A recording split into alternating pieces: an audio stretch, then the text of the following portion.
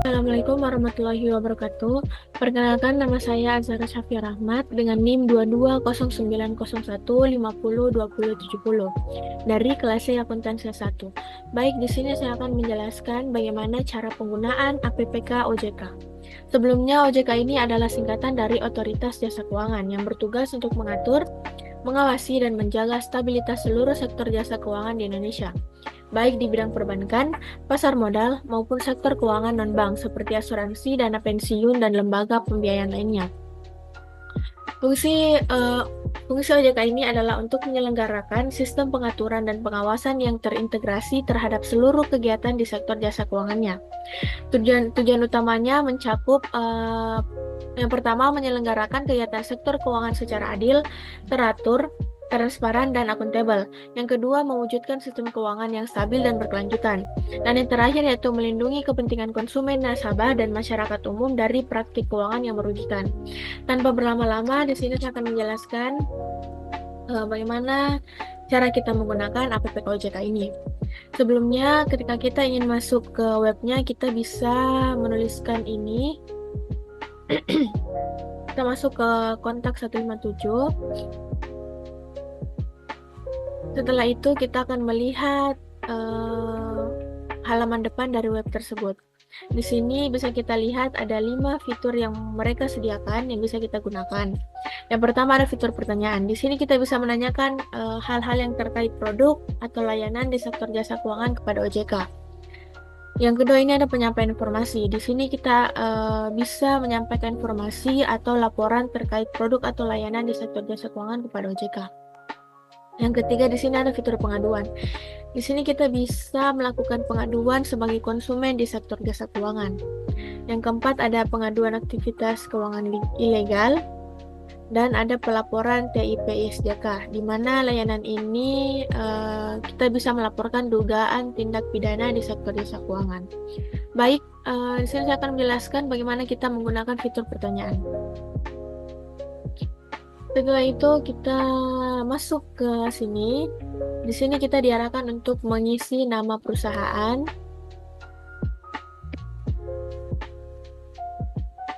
Setelah itu, dia akan otomatis terisi dengan sektor perusahaan, subsektor perusahaan, dan jenis perusahaan yang kita miliki.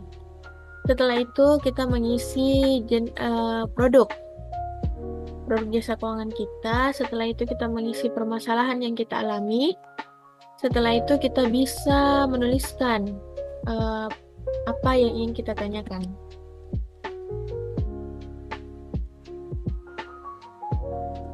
Setelah itu kita mengisi pertanyaannya, apa yang ingin kita tanyakan.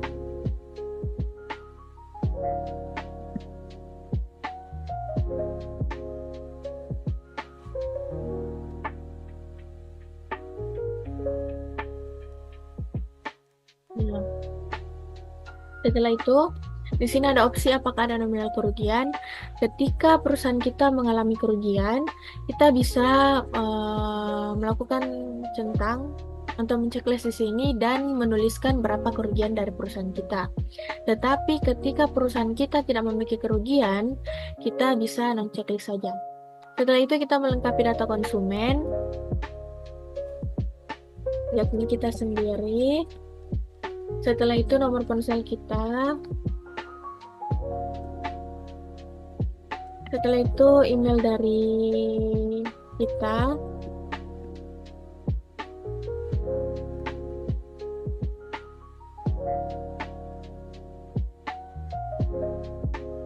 Di sini kita pilih kota Makassar.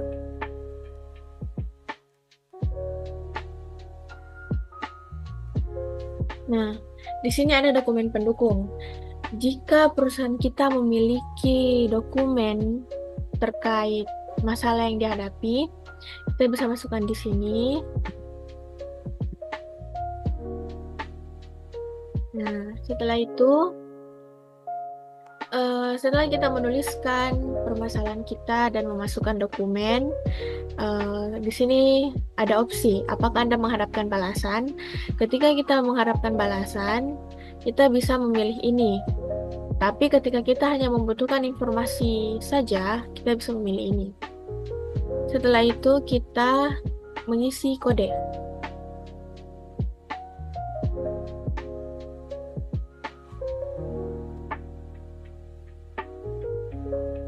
Nah, setelah itu langkah selanjutnya itu penyampaian informasi. Kita masuk ke yang kedua.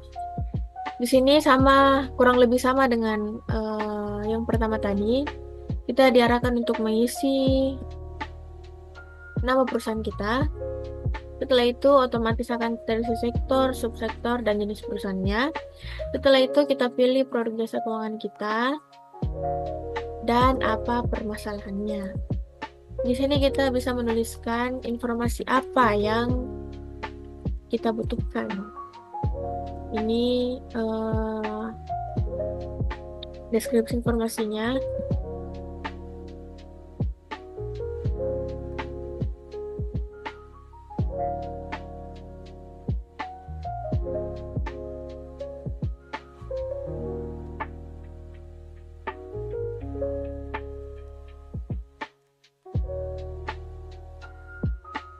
Setelah itu, di sini ada lagi opsi apakah ada nominal kerugian. Kalau ada, kita bisa centang dan menuliskan nominalnya. Tapi ketika perusahaan kita tidak mengalami kerugian, kita non centang saja. Setelah itu kita melengkapi data konsumen seperti yang awal tadi.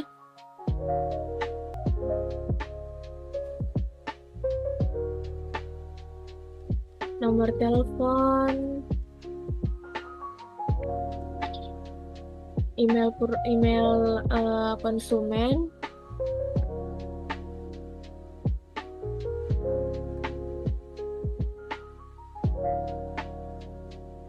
setelah itu kota dan provinsi kita.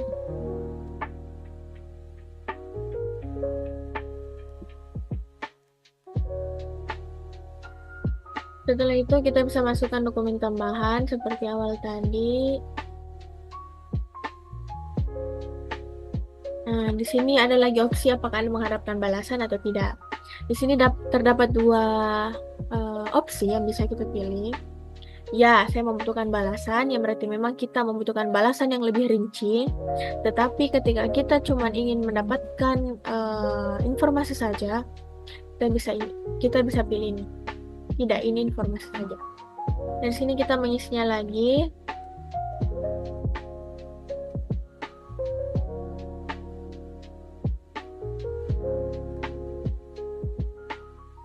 Setelah itu kita masuk ke fitur ketiga, pengaduan. Di pengaduan ini kita akan dilihatkan dengan syarat pengaduan. Ada beberapa yang wajib dicantumkan dan diunggah saat melakukan pengaduan.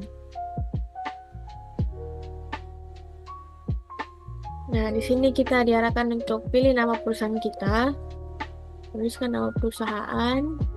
Setelah itu dia akan otomatis terisi dengan sektor perusahaan, subsektor, dan jenis perusahaan. Terus yang kedua ada kita memilih produk jasa keuangan kita, nomor produk,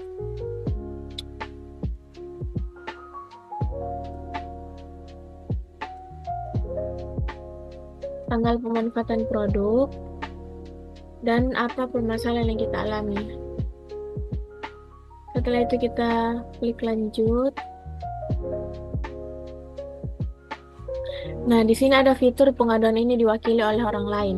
Ketika kita mengisi dokumen ini, tapi kita diwakili dengan orang lain, kita bisa men-checklist ini. Tetapi ketika kita sendiri yang mengisinya, kita bisa non-checklist. Jadi kita isi nama kita dulu, nomor identitas kita,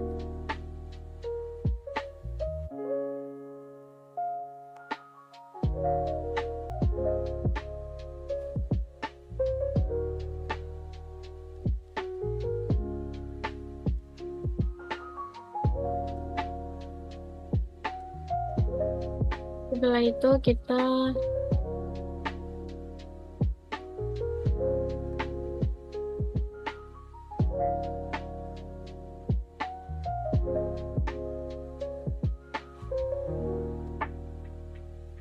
Setelah itu kita mengisi nomor telepon kita.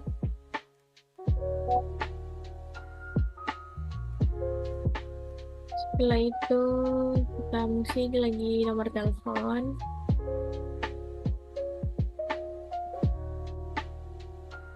Selanjutnya kita diarahkan untuk mengisi email,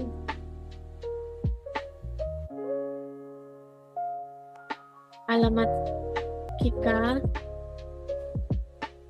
dan kota atau domisili kita. Setelah itu kita klik lanjut. Nah, di sini kita bisa menceritakan apa permasalahan dari kita.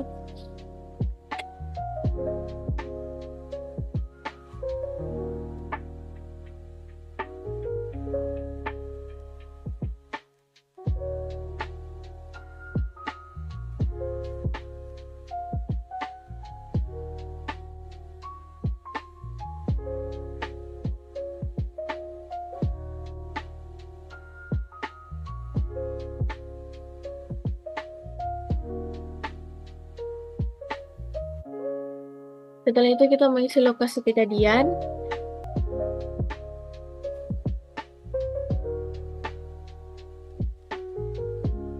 Dan kita memilih kotanya.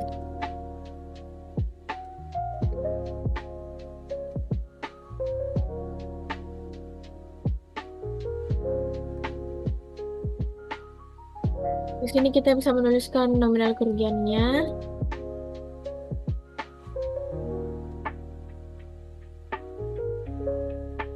Setelah itu kita klik lanjut. Nah, di sini kita diarahkan untuk mengupload identitas diri, kronologis permasalahan, surat pernyataan, dan dokumen pendukung. Jadi kita bisa mengisi dengan dokumen data diri kita. Di sini kita mengisi kronologis permasalahannya. Di sini kita bisa mengisi surat pernyataan yang kita bikin, dan ini adalah dokumen pendukung atas permasalahan yang kita alami. Setelah itu, konfirmasi pengaduan.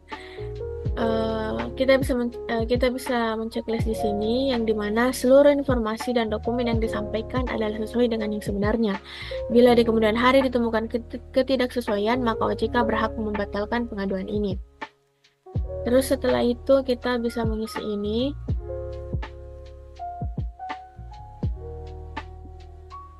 Nah, di sini setelah kita mengisi kodenya, kita bisa melanjutkan dengan mengirim pengaduan, dan setelah itu kita akan masuk ke fitur yang ini, yang dimana di sini kita akan mendapatkan nomor layanan dan PIN-nya, yang dimana kita bisa gunakan nanti ketika kita ingin melihat bagaimana status dari pengaduan kita. Mungkin itu saja dari saya. Maaf bila ada kesalahan selama menjelaskan. Billahi taufiq wal hidayah. Wassalamualaikum warahmatullahi wabarakatuh.